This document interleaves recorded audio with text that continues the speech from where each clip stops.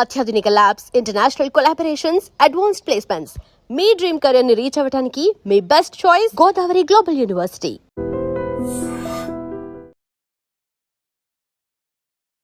నమస్తే రమగారు. నమస్తే జయ. రమగారు, మీతో నేను చాలా ఆధ్యాత్మిక విషయాలు మాట్లాడాను, స్థల పురాణాల గురించి మాట్లాడుకున్నాము, మాసాలు వాటి ప్రత్యేకతలు, ఇలా రకరకాల అంశాలు మాట్లాడుకున్నాం. అయితే చాలా నోములు, వ్రతాలు, పూజలు, మాలలు మనకి కోకొల్లలు మన సంస్కృతిలో. అవును. ఒక్కొక్క ప్రాంతం వారు ఒక్కొక్క దాన్ని పాటిస్తూ ఉంటారు. ఒకరికి ఒకవేళ అనుసంధానం ఉండకపోవచ్చు, కానీ దాన్ని ముందుకు తీసుకెళ్తూ ఉంటారు కదా. మొన్న మనం భద్రాచలం వెళ్ళాం, ఆంజనేయ మాలని చెప్పి కనిపించారు. అవును. అట్లా ఒక్కొక్కరు ఒక్కొక్క విధంగా. ఏమనిపించిందంటే ఒక సిరీస్ లాగా మీతో ముందుకు తీసుకెళ్దాము. ఈ వ్రతాలు, నోములు, పూజలు, మాలలు వీటికి సంబంధించి కంప్లీట్గా ఒక సిరీస్ కింద తీసుకెళ్దామని రమ్మగారు. మొట్టమొదటి ఎపిసోడ్ కింద ఒక నోము గురించి మాట్లాడుకుందాం. నోములు, వ్రతాలు అంటే ప్రాంతీయ ఆచారాలుగా కనపడతాయి. అవును. మామూలుగా వ్రతము అనగానే మనకి సత్యనారాయణ వ్రతం మనకి తెలుసు కదా. అక్కడి నుంచి ఏం చేస్తాం, వరలక్ష్మి వ్రతం చేసుకుంటాం, అందరూ సార్వజనీనంగా చేసుకునేది. మంగళగౌరి వ్రతాలు కూడా చేసుకుంటారు. వీటిల్లో ఏంటంటే ఏటా చేసుకునేది ఒక రకం, ప్రత్యేకంగా ఇంతకాలం చేయాలి, ఇన్నిసార్లు చేయాలి, ఓసారే చేయాలి అని చెప్పేవి నోములు. అవును. నోముకోవటం అంటారు. నోచుకోవటం ఒకటి, నోముకోవటం ఒకటి. అవును. ప్రాంతాల వారీగా మేము నోముకున్నారా అని అడుగుతారు. నోముకోవటం అంటే ఏమిటో తెలియలే నాకు. నోచుకోవటం, నోచటం అనేది ఒక చోట, చేసుకోవటం అంటారు ఇంకొక చోట. ప్రాంతీయమైనవి మాటలు తేడా ఉంటాయి. అవును. ఇందులో కూడా ఒక్కొక్క ప్రాంతానికి ఒక్కొక్క రకపు నోములు కనిపిస్తాయి. మళ్ళా చిన్న కమ్యూనిటీ పరంగా కూడా తేడాలు కొన్ని ఉంటాయి. బ్రాహ్మిన్స్లో ఎక్కువగా వ్రతాలు, నోములు విశేషంగా ఉంటాయి. పెళ్ళి అయిందంటే పెళ్ళి కాకముందు కన్యగౌరి నోములని అవి పట్టిస్తారు. వివాహం అయిన దగ్గర నుంచి వ్రతాలు, నోములు అలా జరుగుతూనే ఉంటాయి. పెద్దవాళ్ళు అయ్యేదాకా చేసుకుంటూనే ఉంటారు. 5 ఏళ్ళు చేసేవి కొన్ని, 7 ఏళ్ళు చేసేవి, 14 సంవత్సరాలు చేసేవి కొన్ని. ఒక్కసారే జీవితానికి ఒక్కటే ఈ 1,00,000 ఒత్తులు నోము అంటారు. ఒక్క మాటే అది. దానికి 1,00,000 ఒత్తులు స్వయంగా చేసుకోవాలి. ఎన్నాళ్ళో పడుతుందిగా, అవన్నీ దాచిపెట్టుకోవాలి. వాళ్ళంత వ్యవహారం. ఇలాగా బోలెడు రకాలు ఉన్నాయి. వీటితో పాటుగా మనకి మాసాలకు సంబంధించిన నోములు కొన్ని. కార్తీక నోములు నోచుకుంటాం. అయిన తర్వాత ఏమో మన అట్ల తద్ది, ఉండ్రాళ్ళ తద్ది, వీటికి నోములు. ఇవి కూడా ప్రాంతీయంగా ఒక వయసు వచ్చాక చెయ్యరు. అవును. పెళ్ళిళ్ళు అయ్యాక కొందరు ఇళ్లలో ఉంటాయి, 5 ఏళ్ళు చేసుకోవాలంటారు. మీకు కూడా అంతే కదా. ఓ 3 ఏళ్ళు చేయటం, 5 ఏళ్ళు చేయటం. అట్లా తర్వాత ఈ వ్రతంతో, నోముతో పాటుగా ఉద్యాపన చేసుకోవటం అంటే ముగింపు చేయటం. ఈ ముగింపు చేయటానికి కూడా ప్రత్యేకంగా ఓ ముత్తైదుని పెట్టుకోవటం, వాళ్ళకి తలంటి పోయటము, వీళ్ళకి ఇవన్నీ అప్పచెప్పటము. మంగళవారం నోములకు కూడా అంతే. అవును. దీన్ని ఎవరో ఒకళ్ళకి అప్పచెప్పి ముగించాలి. ఈ వ్రతము, నోము కానీ చేయటం ఎంత ఇంపార్టెంటో ఉద్యాపన అంత ఇంపార్టెంట్. ఉద్యాపన చేయకుండా మానేసిన, వ్రతం మధ్యలో ఉల్లంఘించిన అది కర్మల రూపంలో మన వెనకాల వస్తుందని, వచ్చే జన్మలో అది బాధిస్తుందని చెప్తారు. అది ఎట్లా బాధిస్తుంది? అనారోగ్యంగా, డబ్బు లేకపోవటము, బాల్యంలోనే వైధవ్యము, సంతానం లేకపోవటము, ఈ వ్యవహారాలలో ఈ నోములు ఏవో ఉల్లంఘించడం వల్ల ఇది వస్తుంది అని కథల్లో కూడా అలా కనపడతాయి.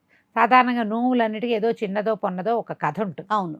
ఒక్కొక్కటి విస్తారమైన గాథ ఉంటుంది, ఒక్కొక్కటి చిన్న గాథ ఉంటుంది. విధి విధానాలు కూడా కొంచెం అంటే డిఫరెంట్గా కనిపిస్తాయి. ఒక్కో నోముకి ఒక్కో పద్ధతి ఉంటుంది. చూడు, పువ్వు తాంబూలం, పండు తాంబూలం అని ఒక నోము. రోజు ఒక పువ్వు, ఒక పండు, 2 తాంబూలాలు ఇవ్వాలి. పువ్వు ఒక తాంబూలంలో పెట్టి, పండు ఒక తాంబూలంలో పెట్టాలి. 2 తాంబూలాలు ఒకరికి అప్పచెప్పాలి. ఇది ఒక వ్రతం. ఇది నోము సంవత్సరం పాటు చేయాలి, ఏడాది, ప్రతిరోజు. ఓహోహో.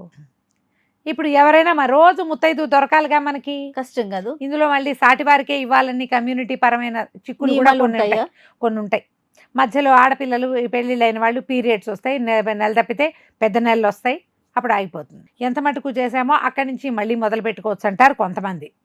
6 నెలలు చేసాం, 6 నెలల తర్వాత అమ్మాయికి నెల తప్పింది, మానేసాము, తర్వాత ఈ 6 నెలలది ఇంకోసారి చేసుకోవచ్చు అని కొన్ని ప్రాంతాల్లో. అలా కాదండి, ఇప్పుడు అయిపోతే మళ్ళీ ఈ అక్కర్లన్నీ తీరిపోయాక మళ్ళీ ఏడాది మొదలు పెట్టుకోవాలంటారు ఇంకోటి.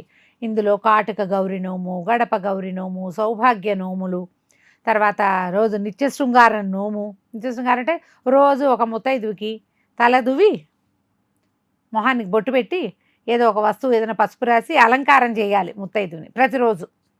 నిత్య శృంగారం అనే ఒక నోము. ఇందులో ఇంకా పెద్ద పెద్ద ఉన్నాయి, గ్రామ కుంకం నోములని, కైలాస గౌరి నోములని, పెద్దవి జనం బాగా కావాల్సినవి. అవి కూడా ఒక్కసారే ఉంటాయి. గ్రామ కుంకాలు, కైలాస గౌరి, ఈ లక్షబత్తుల నోములు, ఇవన్నీ ఒక్కొక్కసారి జీవితానికి ఒకటి. ఏడాది మొత్తం చేయవలసిన నోములు కొన్ని. ఏ ఏ ప్రాంతాల్లో ఏమున్నాయో, వాళ్ళ ఇళ్లలో ఏమున్నాయో, ఈ రోజుల్లో ఆడపిల్లల తాలూకు ఈ చదువులు, సంధ్యలు, తర్వాత పెళ్ళిళ్ళు, పేరెంటాలు, ఇందులో ఉద్యోగాలు, బాధ్యతలు, ఇవన్నీ ఉంటాయి కదా. తర్వాత పిల్లలు, పురుళ్ళు, వీటిలలో ఎవరికి ఏది సపోర్ట్ చేస్తే ఆ కొన్ని నోవులైనా చేసుకోవాలని శాస్త్రం. మూగిదానికైనా 3 నోవులే అనేవారు మామగారు. అవును, డాక్టర్ గారు నాయనమ్మ అలాగే చెప్పారు. మూగిదైనా సరే, దానికి మన మాటలు రావు, మాటలు రానమ్మాయి అయినా 3 నోవులైనా పట్టాలి. ఓహో, ఒక ముత్తైదువు 3 అయినా నోములు చేసుకోవాలి అని.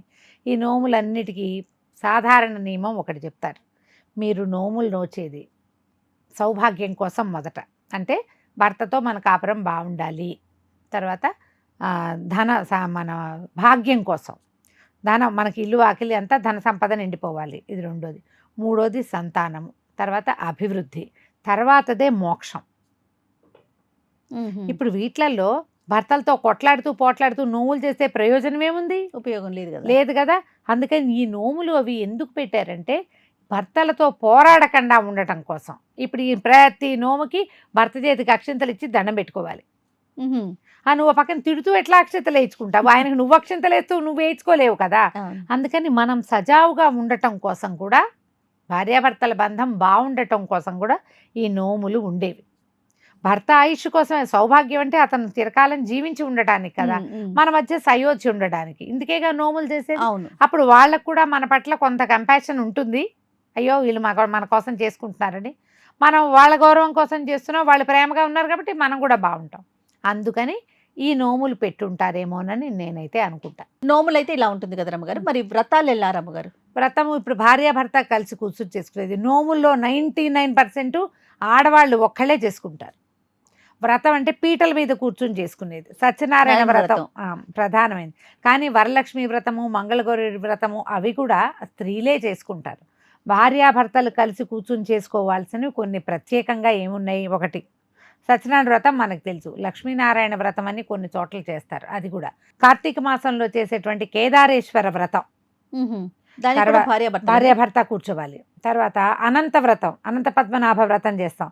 ఇది ఎప్పుడు చేస్తాం? అనంత వ్రతము వినాయక చవితి వెళ్ళిన తర్వాత 14వ రోజు, అదే నిమజ్జనం రోజున చేసుకుంటాం కదా, అప్పుడు చేసేది కూడా భార్యాభర్తలు కలిసి కూర్చుని పీటల మీద కూర్చుని అర్చకుడు ఒక ఆయన మన పురోహితుడు నుండి చేయించవలసింది, కలిసి చేయాలి వ్రతాలు ఇవి. ఎవరెవరి ఇళ్లలో ఉంటే వాళ్ళు చేసుకోవచ్చు. సత్యనారాయణ వ్రతానికి ఏముంది? మనం వివాహాలు అయ్యాక చేసుకుంటాము. తర్వాత ఏమో మన గృహప్రవేశం అయితే సత్యనారాయణ వ్రతం చేస్తాము. లేదా ప్రతి పౌర్ణమికి, ఏకాదశికి చేసుకోవచ్చు విశేషంగా. అవును, అదేదో సందర్భం రావక్కర్లా, మనం ఇప్పుడు కూడా చేసుకోవచ్చు. ఏకాదశి, ప్రతి ఏకాదశి నెలకొక శుక్లపక్షంలో, తర్వాత ప్రతి పౌర్ణమి, మీ ఓపిక. ఎప్పుడైనా ఓసారి మన మ్యారేజ్ డేకో, మన పుట్టినరోజుకో సత్యనారాయణ వ్రతం చేసుకోవచ్చు. ఇది కూడా మంచిదే. భార్యాభర్త ఇద్దరు కలిసి కూర్చుని, నలుగురు చుట్టాల పక్కల్ని, స్నేహితుల్ని పిలుచుకుని విశేషంగా స్వామివారిని సేవించుకుని ప్రసాదాన్ని నివేదన చేసుకోవటం, తర్వాత వినిమయం చేసుకోవటం, బంధుమిత్రులతో కలవడానికి ఒక మంచి అవకాశం కూడా వ్రతాల్లో ఇది. నోము మన ఇంట్లో మనం నోచేసుకుంటాం. ఇందులో ప్రత్యేకంగా చెప్పబడిన పెద్ద పెద్ద ఉన్నాయి కదా, కైలాస గౌరి వ్రతము అలాంటివి. కొంతముందు భర్త పక్కన ఉండాలి దానికి, ఊరికే శాస్త్రానికి ఒకసారి, తర్వాత ఇంకా కూర్చోరు వాళ్ళు. ఇది చాలా పెద్ద పెద్దవి అవి. ఆ పెద్దవాటన్నిటికీ భర్తల సపోర్ట్లు ఉండాలి. ఇవి రెండు కాకుండా నువ్వు అడిగింది మాలలు. మనకి మాల విధానం ముందు లేదు. మనకి ప్రఖ్యాతంగా తెలిసింది అయ్యప్ప మాల. అయ్యప్పల తర్వాత మెల్లిగా మనకి దేవాలయాల్లో ఈ విధానాన్ని మొదలుపెట్టారు. మనకి బాగా కనపడేవి భవానీమాల, తర్వాత గోవిందమాల, కరెక్ట్. తర్వాత ఆంజనేయమాల మొన్న చూసాం కదా మనం. ఈ 3 బాగా కనపడుతుంది. శివమాలలు కూడా అంటారు. ఇప్పుడు శివమాలలు కూడా ఇప్పుడు శ్రీశైలం అటు పక్కకి వెళ్తారు శివమాలలు.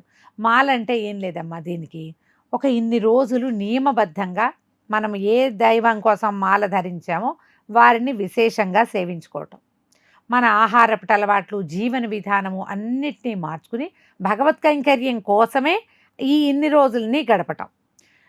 ఇప్పుడు అక్కడ ఏదో క్షేత్రానికి వెళ్ళడానికి ఒక ఆసరా ఈ మాల. కాబట్టి ఈ మాలలు తీసుకునే వాళ్ళు కూడా తీసుకోవచ్చు. ఇందులో ఆడ మగ తేడా ఏం లేదు.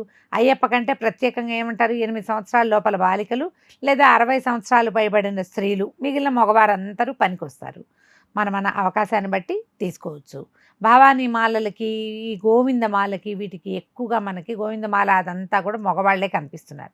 భవానీ మాలలో మనకి స్త్రీలు కొంతమంది కనిపిస్తారు, కొంచెం పెద్దవారే కనిపిస్తారు, పెద్దవారే కనపడతారు.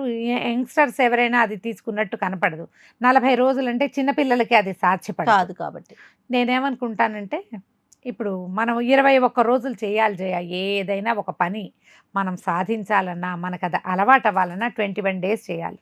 ఓ ప్రాక్టీస్ ఏదో యోగా 21 రోజులు చేస్తేనే నీకు అలవాటు. అవునవును. లేకపోతే మర్చిపోతాం. మనం ఏం చేస్తాం, కన్సిస్టెన్సీ ఉండదు మనుషులకి. ఈ కన్సిస్టెన్సీని మనకి అలవాటు చేయాలని బహుశా ఈ మాలా విధానాన్ని మొదలుపెట్టుంటారు మహానుభావులు. ఎవరు మనకి మిగిలిన చిన్న చిన్న మాలలు అన్ని దేవాలయాలకి సంబంధించిన తేలికపాటి మాలా విధానాన్ని పెట్టారో కానీ వాళ్ళని అసలు పొద్దున్నే తలుచుకోవాలి. అవునండి. లేకపోతే మనం చేయలేము. ఇట్లా బలవంతంగా ఈ విధానము, ఇట్లా సమయము ఇలా ఉండాలి అని పెట్టడం వల్ల ఇన్ని రోజులు కన్సిస్టెంట్గా మనం ఆ ఆరాధనలో కానీ లేదా మన ప్రత్యేక జీవన విధానంలో కానీ మనం ఉంటాం. ఓకే, ఇది మంచిదే, చేసుకోవచ్చు. ఇప్పుడు మనమే చెయ్యాలనుకో, గట్టి నియమం లేకపోతే చెయ్యం. మనం కొన్ని రోజులు చేసి మానేస్తాం. అవునవును. ఈ మాల ఉండటం మంచిదే. కాబట్టి అవకాశం ఉన్నవాళ్ళు ఆ ఏర్పాటు కూడా చేసుకోవచ్చు. ఇది వరకు మనం చూసేవాళ్ళం కాదు. ఇప్పుడు దేవాలయాల్లో అన్ని చోట్ల సేవకి వెళ్ళేటువంటి వాళ్ళు కూడా బాగా కనపడుతున్నారు. 10 రోజులు శ్రీశైలంలో సేవకి వెళ్తారు, మన తిరుమలలో సేవకి వెళ్తున్నారు.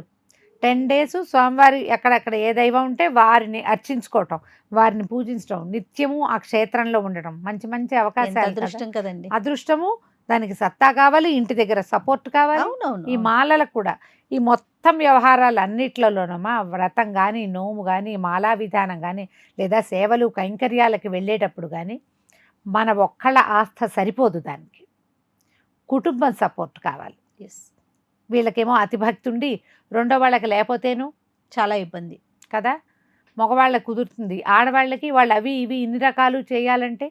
పైగా వీటిలలో సాధారణ నియమం భూసేనము బ్రహ్మచర్యము కనపడతాయి. భూసేనం వదిలేసినా బ్రహ్మచర్యం ఉంటుంది. రెండో వాళ్ళు ఒప్పుకోవాలి కదా.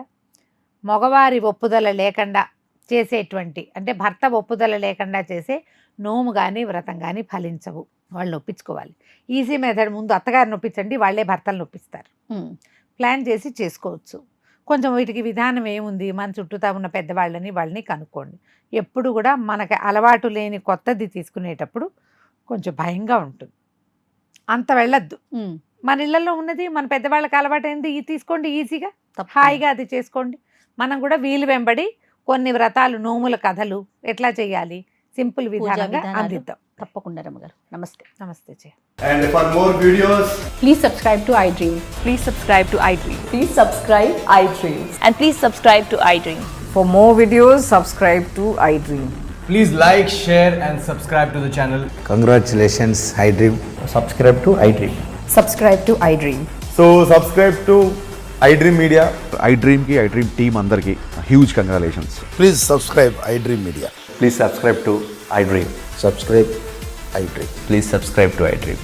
iDream అంటే నా కళల ఛానల్ సబ్స్క్రైబ్ చేసుకున్న నోరు తిరుగుతలేదు, మీరైతే గంట గుర్తు కొట్టండి. For more such videos, please subscribe to iDream. Subscribe to iDream. Please subscribe to iDream. Please subscribe iDream Media. Please do subscribe to iDream. Please subscribe to iDream Media. For best entertainment and information, please subscribe iDream. And don't forget to subscribe to iDream.